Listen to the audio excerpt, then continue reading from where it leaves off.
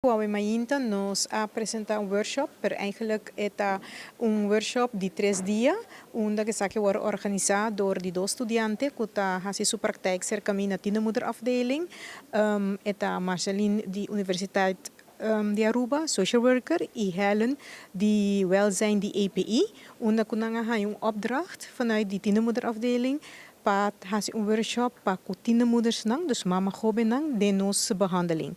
Na mesera loopt mee, laga nos bisa dosima intensivo, wa con e trabauta, wa na e kas nang ser conosike mama gobe nang, e principalmente wa kiko te necesidad nang di e mama gobe nang. En verdad, pelo cual te trato mi finalización de estudio, nos vamos a hacer un workshop, consiste de 3 workshops, onde nos trata el tema de abuso, como trata com trauma, pero também é parte de cuidado de mucha com um mama por bond com eu e al final também nos papo de amor próprio, nos três invitados para inspirar a mama jovem de Aruba. Nos meta eigenlijk dat wat pa inspira e motiva e mama hobby nang panang compreender também que não vida não acaba para sobrar na beira mama e de não caso mama hobby. Que nos por criar oportunidade nang junto panang por crescer e trazer caminho para mes para dia de manhã. Nós tem programa que tá eigenlijk focus de mama nang hobby. Dus nos pensamos nós quer bem com algo que também por dona nang e atenção com mister panang por sa kuting kami ng kunang porkana para criar futuro para nós.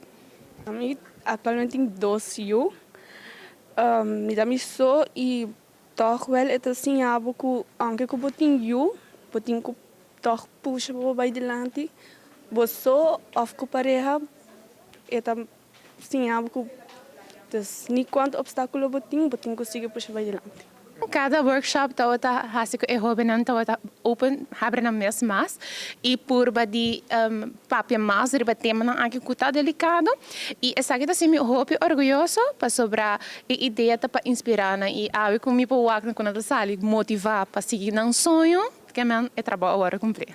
Me te agradeci ture mama gobe nang ku apone nang confiança den e workshop aqui e seguro ku nan tata motivar pa dut mee na e workshop aqui pa nan por ye hiba e tools nang ku nang por ajuda nang den nang vida diario e também nature sponsors nang di parte di tienermoederafdeling di Wit-Gele Kruis nos te agradeci tur hende ku doen nang aporte pa ku organizar e workshop aqui com a ajuda estudante na realizar essa aqui.